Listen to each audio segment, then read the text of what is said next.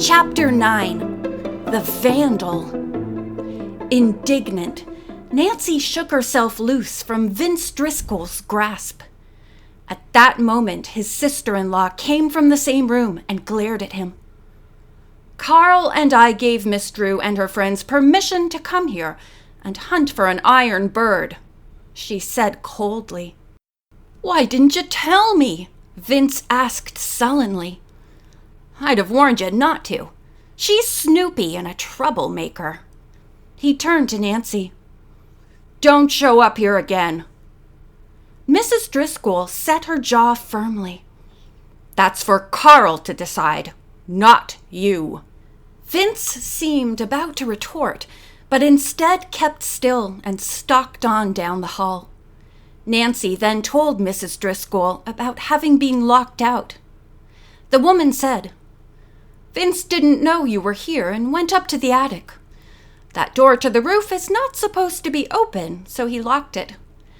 After a while, I went up to see why you'd been there so long and found out what had happened.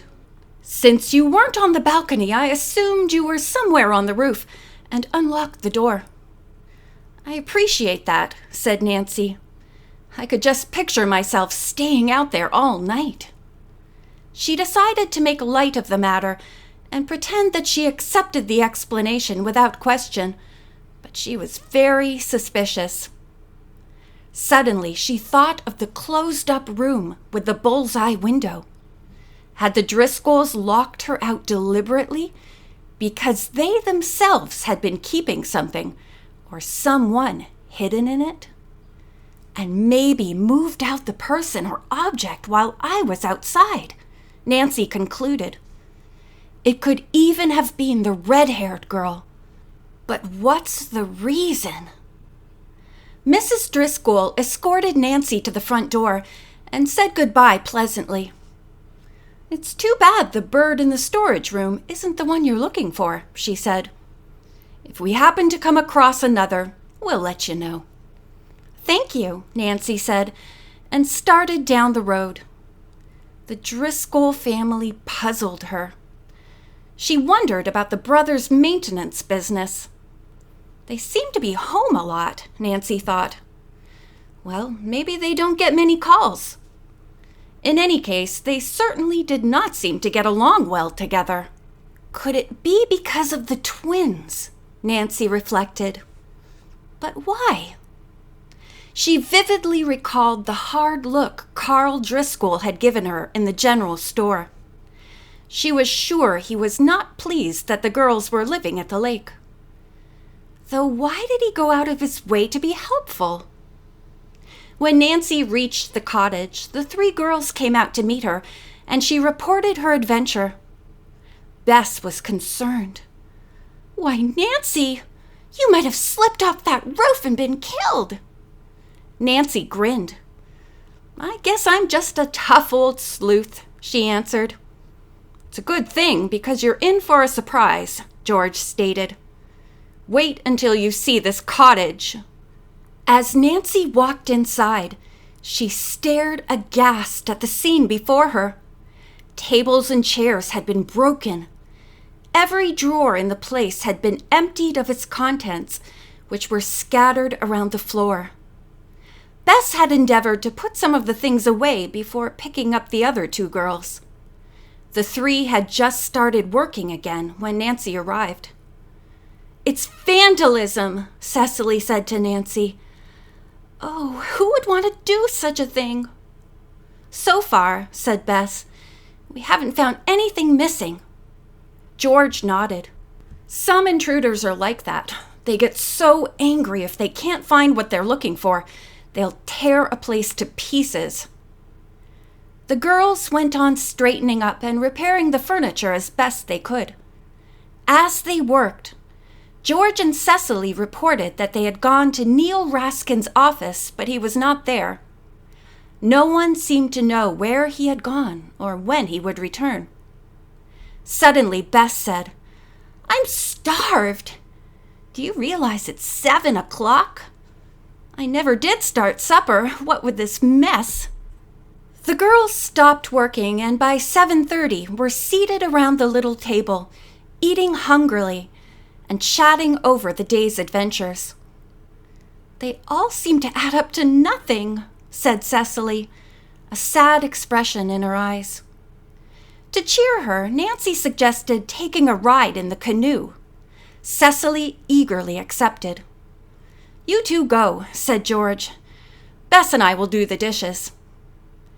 Nancy and Cecily each took a paddle, and without even consulting each other, they found themselves heading for Pudding Stone Lodge.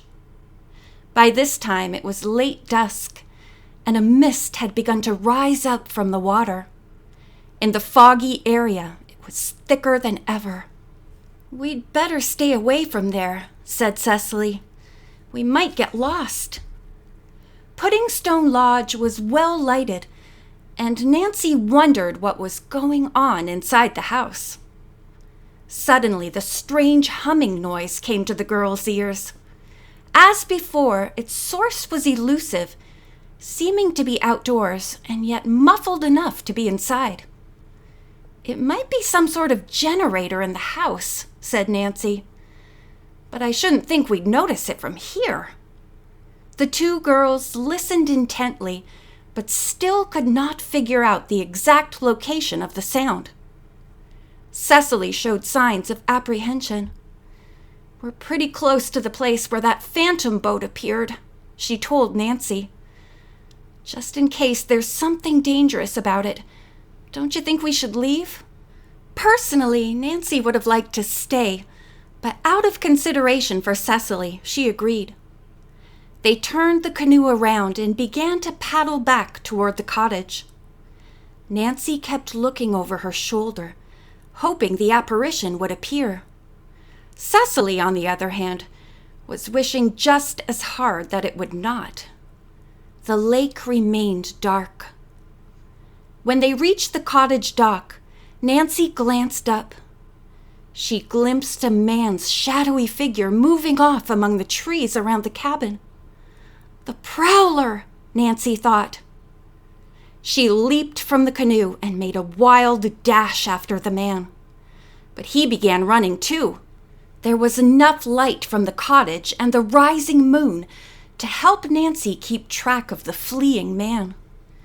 But he had too much of a head start, and soon she lost sight of him completely. He certainly acted guilty, Nancy told herself. Cecily had beached the canoe and was carrying the paddles to the cottage. Nancy met her. "What in the world made you dash off?" Cecily asked. When Nancy explained, Cecily's eyelids flickered worriedly. She was silent as the two girls went inside. Nancy told Bess and George of her fruitless chase. Cecily kept clasping and unclasping her hands nervously.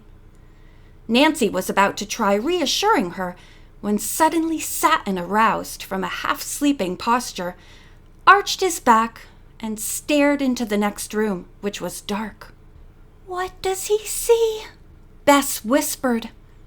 Without warning, the cat shot into the room. There was a slight squeak, and in a few seconds Satin emerged triumphantly, a mouse in his mouth. He placed it at Bess's feet. "Oh, how horrible!" Bess cried out. "Take that thing away!" Satin, as if he understood, carried the mouse back into the dark room. Unexpectedly, Cecily smiled. "He's having himself a feast, I suppose." George said, "I wish Satin had pounced on that Vandal and sunk his teeth into the fellow." The girls laughed, then Cecily lapsed into her unhappy mood. A few minutes later, she arose. "I just can't stand not seeing or talking to Nico any longer. If you'll drive me to town, I'll catch the late bus for Baltimore and maybe see the last part of his performance." She consulted her watch and discovered that it would be nip and tuck as to whether she could make the bus in time. Nancy agreed to try. As Cecily tossed a few things into her suitcase, Bess and George declared that Nancy should not go alone. Your father wouldn't like it one bit, said George. We're going with you, Bess insisted. Vandal or no Vandal. Nancy hugged the cousins. I'm sure it isn't necessary, but I love you both for it. Cecily just managed to make the bus, and everyone heaved a sigh of relief. Next, Nancy drove to the local police headquarters and went inside. Chief Stovall, a friendly, husky man, was on duty. She introduced herself and gave a quick report on the cottage entry. The chief listened attentively. We have a very limited force here, Miss Drew, he said, but we'll do our best to nab the prowler. Offhand, I can't think of anyone I'd suspect among our villagers. Nancy's thought flashed to the Driscolls, but she had no proof of her suspicions about them and said nothing. She mentioned having seen the phantom launch. Chief Stovall grinned. I've heard those reports, and I certainly don't disbelieve you, Miss Drew. I've been out to the lake several evenings for that purpose, but until I see it for myself, there's nothing I can do. I understand. Nancy smiled and said good night.